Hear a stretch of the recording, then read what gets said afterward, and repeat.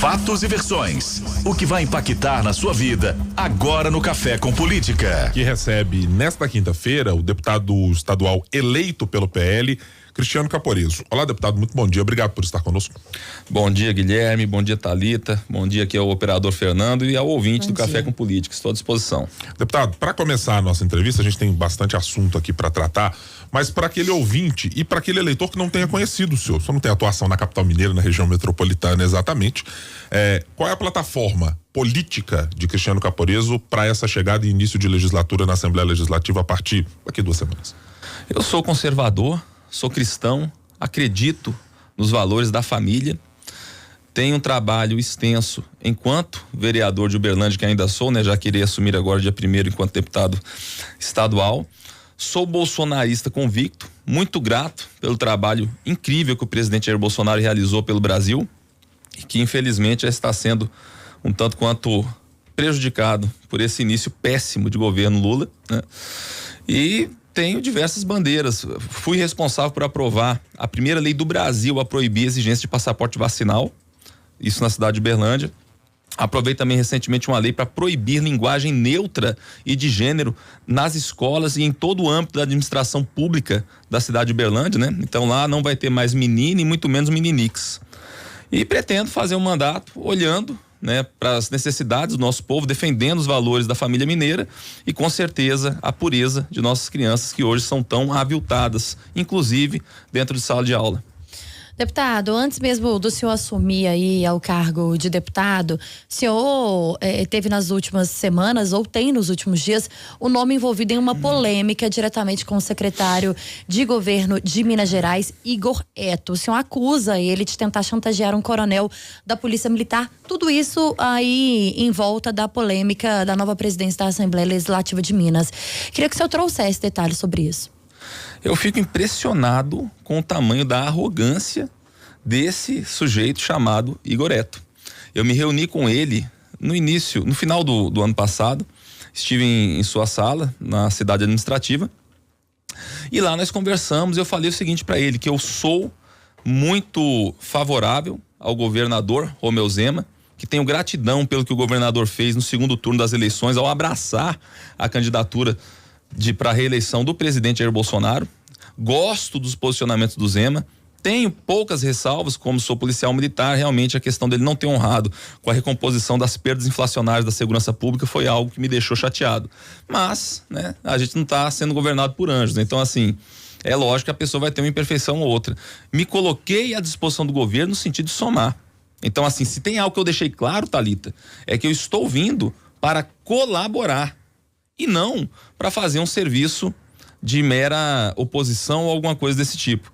Pois bem, a única coisa que eu alertei foi o seguinte: se precisar de qualquer coisa de mim, eu estou à disposição para conversar, para compor, para colaborar. Só nunca coloque a faca no meu pescoço para nada, porque esse tipo de coisa eu não tolero, eu não tenho rabo preso com ninguém. Qual foi a primeira coisa que esse sujeito arrogante fez?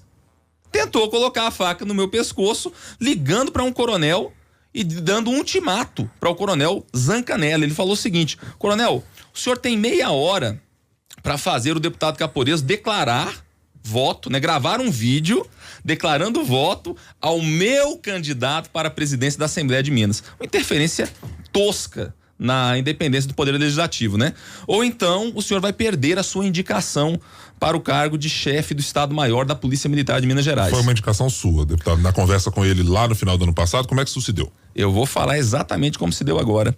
Em primeiro lugar, eu jamais venderia a independência do meu mandato para qualquer cargo que fosse, nem se fosse para o comando geral da corporação, o que dirá para o Shen. Eu indiquei, sim, o coronel Zancanella para uma entrevista junto à elite do governo de Minas. Quando isso Por se deu, quê? deputado? Nessa primeira reunião, salvo engano. Eu não me recordo ao certo não, mas a gente conversou pelo telefone também. E olha só, não sou amigo do coronel Zancanella. O coronel Zancanella nunca esteve em minha casa, eu nunca estive na casa dele, eu o encontrei uma única vez em uma visita que fiz à cidade de Unai durante a campanha.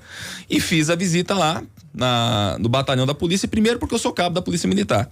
Segundo porque eu me formei em Unai, soldado, no ano de 2009.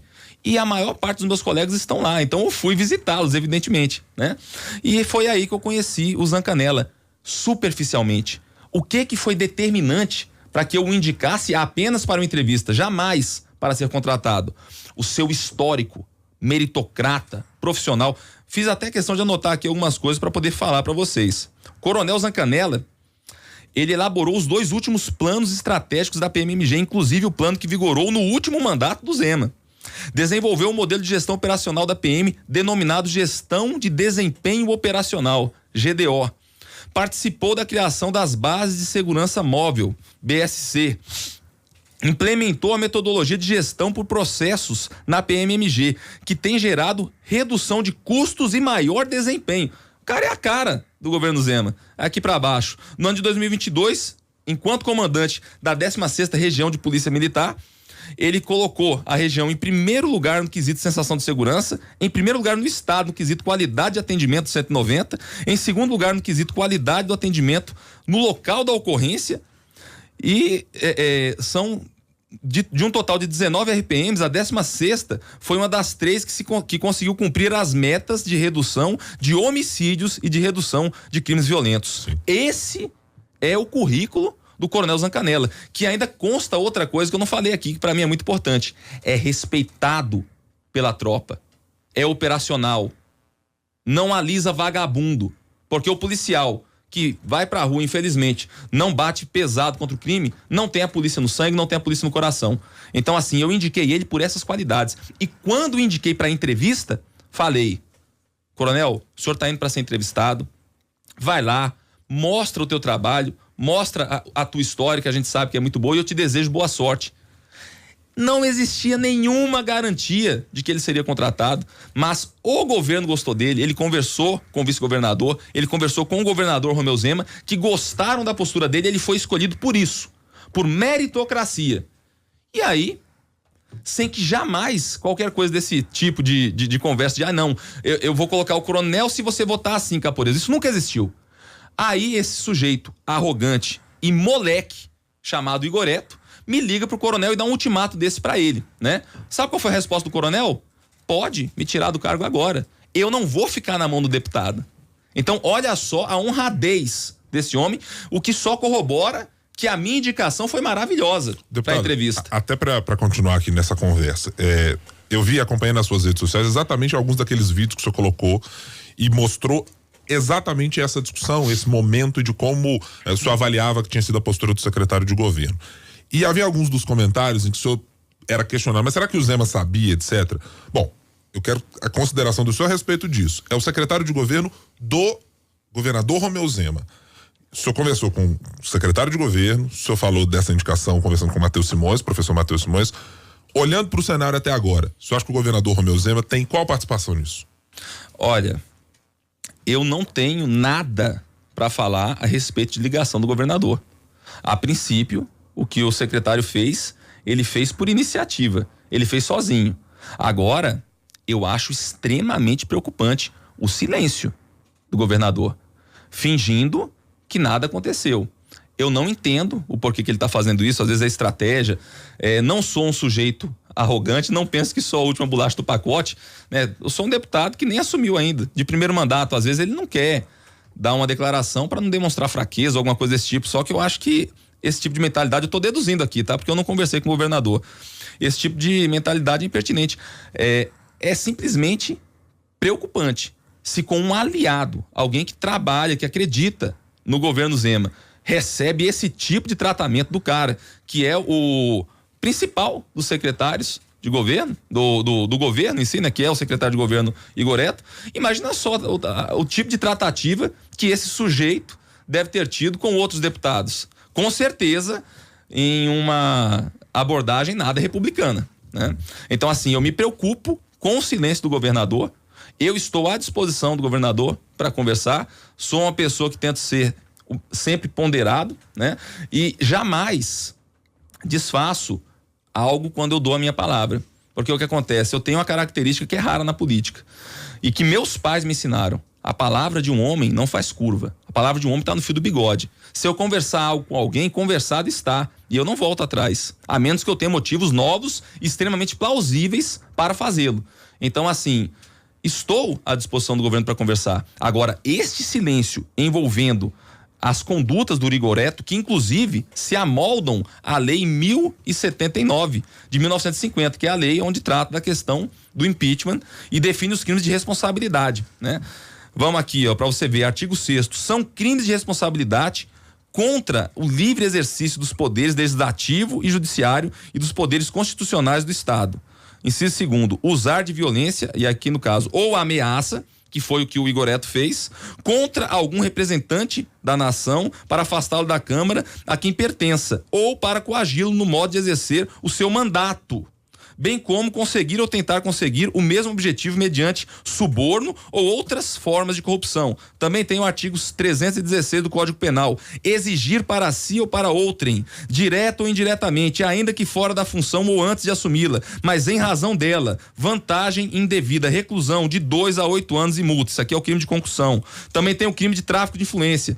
Artigo 332 do Código Penal, solicitar, exigir, cobrar ou obter para si ou para outrem vantagem ou promessa de vantagem. O senhor pretende, deputado, desculpe interrompê-lo, fazer, com base nessa legislação que o senhor traz aqui, apresenta para os nossos ouvintes, ou alguma representação especificamente criminal ou de qualquer ordem contra o secretário de governo, ou pretende fazê-la assim que assumir o mandato do ponto de vista político dentro da Assembleia?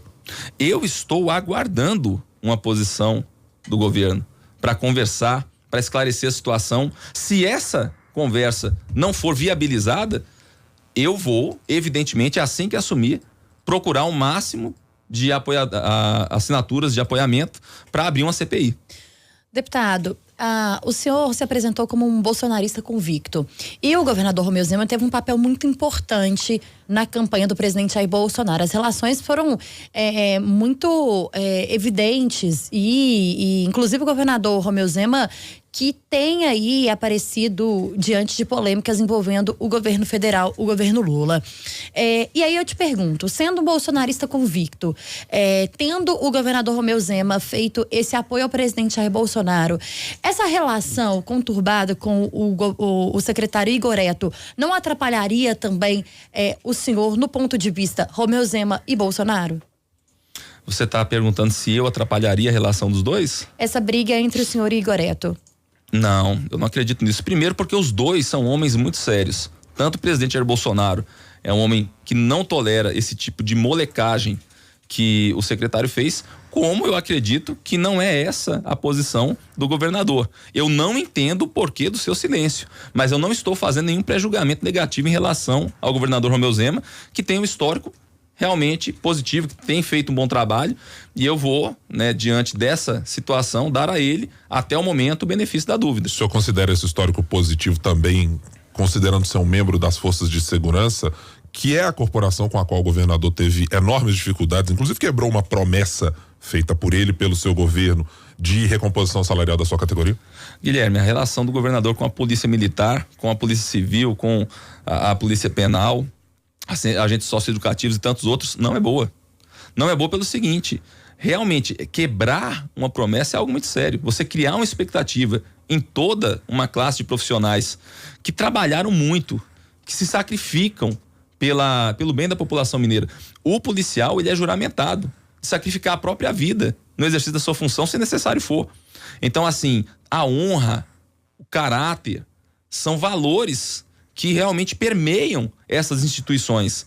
E você tomar uma posição e voltar atrás nela, realmente não foi algo legal, mas nada comparado com a utilização da Polícia Militar, uma instituição bicentenária, para fazer chantagem política barata, que foi isso que o Rigoretto fez, que é extremamente grave. E o mais incrível, ele próprio fica caladinho, pensando que se fizer silêncio o assunto vai meio que dissipar no ar, igual uma cortina de fumaça. Ô Igor, não é assim que funciona. Eu não vou deixar o assunto morrer. Registre-se que nós já fizemos aqui extensivos convites ao secretário de governo Rigoretto, não apenas hoje, mas para outras participações aqui também no nosso Café com Política, e o secretário até o momento que não vai participar. Vamos aguardar se também será novamente feito um convite para que a Secretaria de Governo se manifeste e que o secretário venha. Enquanto deputado estadual, já quero me colocar aqui à disposição para encontrar ele, seja aqui no Café com Política ou em qualquer lugar, para confrontar as coisas, né? Eu acho que se ele tivesse vindo para cá seria muito melhor do que ir para uma CPI, mas cada um escolhe o tipo de local que pretende, né? Então, assim, se não vai pelo amor, às vezes vai pela dor. Nós estamos conversando com o deputado estadual eleito pelo PL, Cristiano Caporizzo. No Café com Política. No Café com Política. Hora do bate-pronto. Deputado, a primeira vez que o senhor participa com a gente, essa é a parte final aqui da nossa entrevista. São perguntas objetivas, respostas objetivas, um ping-pong bem rapidinho aqui pra gente encerrar. Combinado? Combinado. Pra gente começar, então, em uma palavra, o secretário de governo, Igoreto. Moleque. O governador Romeu Zema e a segurança pública em Minas Gerais. Em uma palavra? Dever cumprido. O nome do deputado Tadeu Leite, do Foram MDB. 2 palavras. Não. Até aí cabe. Não pode aí fazer cabe. uma Tá dissertação bom, então. aqui, senão lembra. O nome do deputado Tadeu Leite, do MDB, para a presidência da Assembleia. Melhor opção. PL será base do governo Zema pelos próximos 4 anos? Acredito que sim. Romeu Zema e o silêncio. Vergonha. Deputado estadual eleito pelo PL, Cristiano Caporizzo, vereador ainda na próxima semana, daqui 2 semanas mais ou menos, já eleito, assume o posto nessa próxima legislatura. Obrigado pela presença aqui nos microfones da Rádio Super. Até uma próxima oportunidade, deputado. Eu que agradeço, estou sempre à disposição. A direita vive em Minas Gerais. Deputado, espaço aberto sempre para o senhor, primeira vez que participa com a gente aqui no Café com Política, e este é um espaço que a gente usa para ouvir todos os dias e ajudar a população a entender de fato o que acontece na política mineira e na política do Brasil.